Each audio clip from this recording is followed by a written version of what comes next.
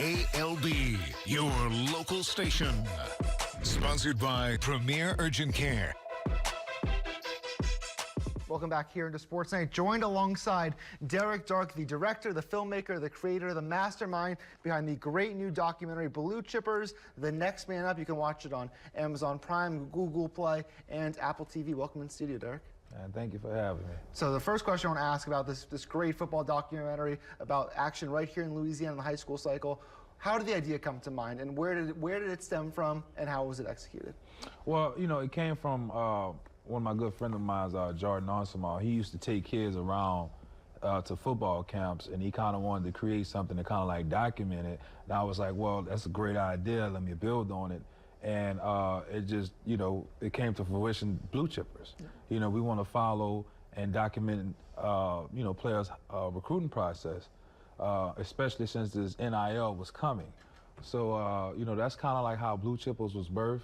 And we just went through, you know, series of interviews with a lot of top recruits in Louisiana. And we just picked 4 unique individuals that we thought, what, you know, people would love. And they were all great guys, but these 4 were just stuck out. What made those 4 so special? If you watch the documentary, you can see the process of them going through the camps to their high school seasons, all the way to some playing for the state championship in New Orleans. A lot of them now having success in the college game. What made those 4 stand out so much? Well, Quincy Wiggins, right, was one. He's from Baton Rouge, went to Madison Prep High School, signed with LSU, then eventually moved on now with Colorado with Coach Prime. He never played high school football. He played 1 year. And I think on the 3rd game in his junior year, he got like 2 scholarship offers. You know, he was a basketball kid, so, you know, that was unique. Jalen Lucas, you know, he was the brother of a 4-star recruit who was highly touted and went to Florida State. You know, he just had some big shoes to fill. He was like the little engine that could. LaTerrence was a guy who never really played a full season of not college football, but a high school football, because he was always plagued with injury. You know, so we wanted to see how, you know, how a 4-star recruit battled through all that adversity. And then Jacoby Matthews, the 5-star athlete. One of the best in the country. One of the best in the country, if not the best. What surprised you most about the whole recruiting process in general? You got to see a lot of the cool behind the scenes stuff with college coaches and high school coaches and the camps and the practices and the games. Going to see the whole cycle from the summer to National Signing Day. What surprised you most about the whole process? What surprised me most is like the kids' commitment to wanting to do this and wanting to maintain their status. You know, it takes a tremendous amount of commitment and focus to keep wanting to get up and keep wanting to, you know, work out and be at these camps and talk to these college coaches. So they put in a lot of time, and like a whole lot of time into, you know, choosing what college they're going to go to and getting themselves ready for the next level. When you eventually started making this documentary, that was the summer of 2021. That's when this NIL world really began. The transfer portal became a thing. That next college football season, college athletes starting getting paid. What do you think the future of NIL looks like for high school and college athletes? It's a widely changing process, even from then until now. If you had to say in it, how would you direct it? Because it's a very messy world of college sports right now, and the process is, you know, there's no legislation over all of it right now. What are your thoughts on all that? I think they're going to move closer to like an NFL model, to where like they have like a salary cap, because I'm starting to see like the structure starting to set in place to where, you know, schools are putting a set amount aside for athlete revenue share, right? So it's like $20 million.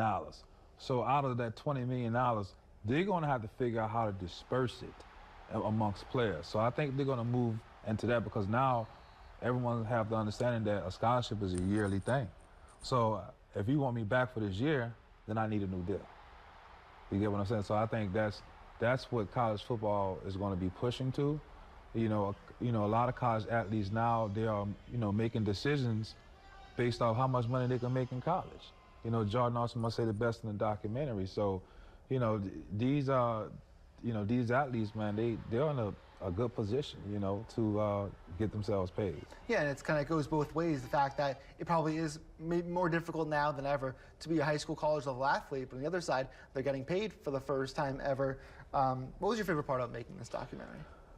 My favorite part was, you know, interacting with like with a lot of the parents, you know, just seeing, you know, how they were able to, you know, have kids and just really just be there for them and support them and just see the success through their eyes, you know what I mean? So that was, you know, that was the fun part, like being with the parents and just building those relationships with them, because it's, you know, it has to makes them, and they always said that it always feels good to see that their kids are getting that, you know, notoriety and that recognition.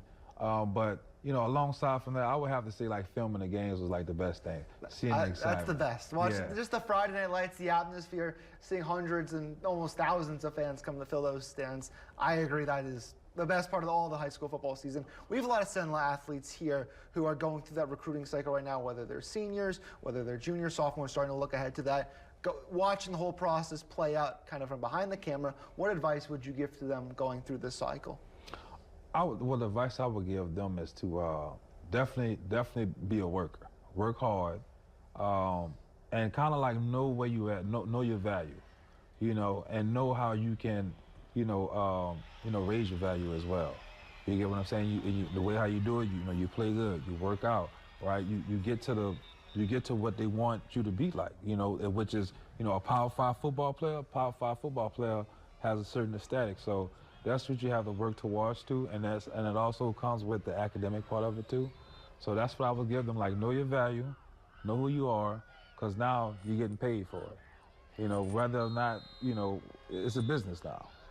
You know, so know your value, know who you are, know your value, know what you can do. If you don't know what you can do, find out, right, and just really hone in and cultivate your skill. And I think one of the coolest parts about this documentary was it was all focused on Louisiana. The world got to see the Ed Cars, the Zacharys, the Baton Rouge powerhouses of the world. You've been in Louisiana a long time. How do you think the football compares here to maybe the rest of the country? That everyone who watches this documentary sees, hey, Louisiana, they're right there with Texas, with the Ohios, with all those, the Floridas, Californias. Football is different down here. Yeah, football is very, very different. I'm gonna say this.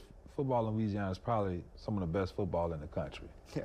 You know, to say this, as far as the size of the state, as far as our population, and the number of pros we turn out, I mean, I don't think there's any other state that can really compete on that level.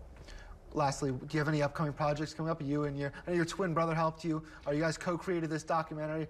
What can people expect from you guys in the future? Going into the future, we want to do episodic of Blue Chippers. Okay. So we make it like a docu-series.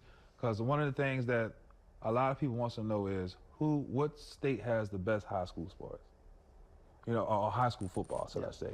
So, you know, maybe we want to settle the dispute and maybe take this thing to Texas or maybe take it to Georgia and find athletes there and kind of explore how their process is, how the program is there in those states. So it'd be a similar version of Blue Chippers, but seeing how that process is done with some other states and maybe kind of compare the two. Yeah, see how football is like, you know, in those other states, see what the football culture is like. And I think the answer we get from all of that is the football better than ever right here in Louisiana. Derek, appreciate you for joining me in studio and talking about the documentary. Again, remind people where they can watch it.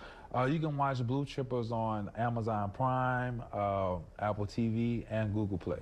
Awesome. Appreciate the time. We'll be right back here with our ACA Athlete of the Week after the break.